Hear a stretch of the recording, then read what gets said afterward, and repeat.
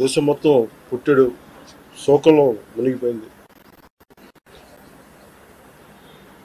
నువ్వు హిందువా కాదా అని చెప్పి అడిగి మరీ చంపేసిన విధానం చాలా చాలా దారుణంగా ఉంది.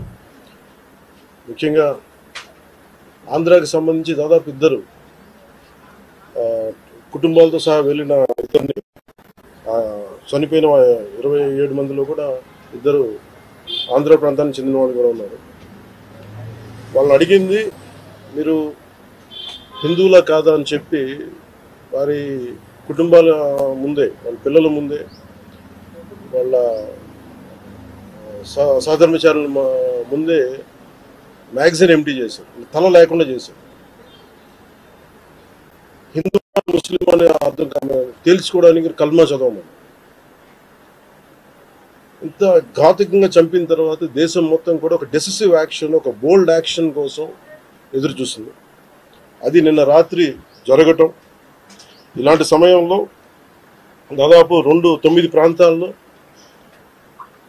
15 కిలోమీటర్ల నుంచి దాదాపు 200 కిలోమీటర్ల లోపల వరకు వెళ్ళి భారతదేశ సైన్యం అక్కడున్న మిలిటరీ ఎస్టాబ్లిష్మెంట్స్కి దాడి చేయకుండా, అక్కడున్న సివిలియన్ క్యాజువాలిటీస్ లేకుండా కేవలం ఎవరైతే ఉగ్రవాద సంస్థలు ఉన్నాయో, ముఖ్యంగా ఈ 3 సంస్థల మీద ప్రత్యేకించి దాడులు జరపడం, వాటిని ధ్వంసం చేయడం నిజంగా ఇది భారతదేశం ప్రతి ఒక్కరు హర్షించదగ్గ విషయం. ఎందుకంటే 90s నుంచి కూడా కశ్మీర్ అనేది మనకి ఎప్పటి నుంచి Kashmir is an integral part of our nation, as undeniable fact అది.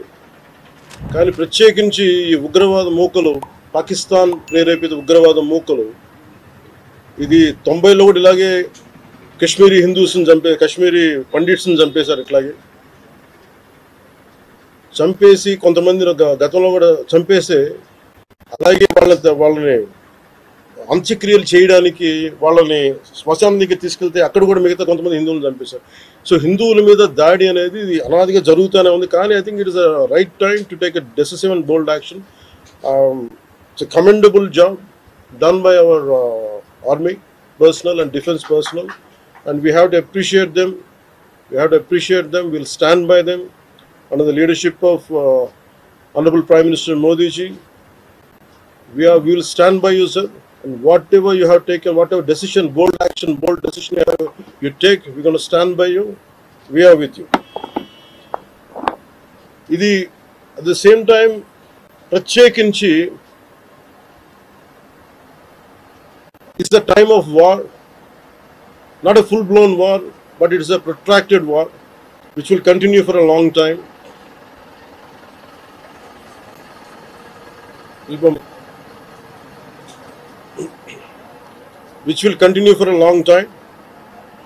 And Pakistan should be taught a tough lesson, because they are the ones who are harboring these terrorists.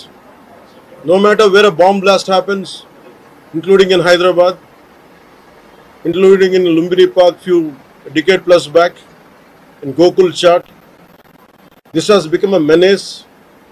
I think under the new leadership of Modi ji, the tough leadership of Modi ji, central government will take a decisive action on any kind of terrorism and any kind of terrorism act. At the same time, I appeal to all the people of our nation, as a civilian person, when military is waging a war, what we have to do? అంటే military యుద్ధం చేస్తున్నప్పుడు మనం ఏం చేయగలం అని అనుకున్నప్పుడు ప్రతి civilian కూడా, including all the civilians of our nation, we have a role to play. Make sure any kind of anti-national rhetoric happens on social media. Make sure you give a counter attack. Make sure they'll be brought to justice. Make sure you'll be conveyed to the relevant cybercrime departments. And also, please make sure we'll file cases on them. And also I have conveyed to our DGP also today morning, anybody from the state of Andhra Pradesh, anyone who goes anti-national and who goes against this war will be booked under very severe cases, and they have to be reminded any kind of attack on a nation from outside or within nation will be taken quite seriously. They have to take this into consideration, and they have to, especially celebrities, especially who think that social media influencers don't comment about army. You don't know the ABC of the how to safeguard the borders of this nation. You never know. So, as the dogs are barking right now, simply don't bark on social media. Anything about entire nation.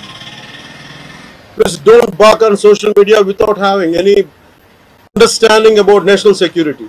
ఇవాళ ఒక బలమైనటువంటి నాయకత్వం దేశానికి ప్రధాని నరేంద్ర మోడీ గారి రూపంలో ఉన్నటువంటి సందర్భంలోనే ఇవాళ ఈ 9 ఉగ్రస్థావరాలు ఏవైతే భారతదేశాన్ని దృష్టిలో పెట్టుకుని భారతదేశం మీద దాడి చేయడానికి కావాల్సినటువంటి ట్రైనింగ్ ఏదైతే ఇస్తున్నారు ఆ 9 స్థావరాలని కూడా ఇవాళ ఐడెంటిఫై చేయడం జరిగింది. దాంట్లో ఇందాక నేను చెప్పాను మురుడ్కే అనేటువంటి స్థావరంలో అయితే కసబ్ లాంటి ఉగ్రవాదుల ట్రైనింగ్ స్వయంగా మేము అక్కడ తీసుకున్నాం. ఈ సయ్యద్ హఫీజ్ని నేను అక్కడ కలిశాను అని స్వయంగా కసాబ్ ఇచ్చినటువంటి స్టేట్మెంట్. ఇవాళ వాటన్నిటినీ మనం కనుక క్రోడీకరించుకుని చూసినట్లయితే ఖచ్చితంగా ఒక బలమైనటువంటి నాయకత్వం మనకుంది. ఇవాళ మన త్రిదళాలకు కూడా కావాల్సినటువంటి సంపూర్ణమైనటువంటి సహకారాన్ని కేంద్ర ప్రభుత్వం ఏ విధంగా ఇస్తుందో మనం అందరం కూడా చూస్తున్నాం. ఇంతకు ముందు నాసి రకం ఆర్మర్లు కావచ్చు, షూస్ కావచ్చు, ఇటువంటి అమ్యునిషన్ కావచ్చు ఉండేది. కానీ ఇవాళ నాణ్యతతో కూడుకున్నటువంటి బూట్ల దగ్గర నుండి వారికి భోజన సదుపాయాల దగ్గర నుండి వారికి ఇచ్చేటువంటి బుల్లెట్ ప్రూఫ్ జాకెట్ల దగ్గర నుండి ఇవన్నీ కూడా నాణ్యతతో కూడినటువంటివి. వాటిని సైనికులకు ఇచ్చుకునేటువంటి పరిస్థితి ఉంది.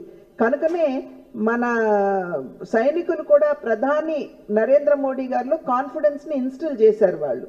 కనుక ఇవాళ మన ముఖ్యమంత్రి గారు చెప్పినట్లు the right leader at the right time దేశానికి ఉన్నారు అనేది మనం అందరం కూడా గమనించాలి.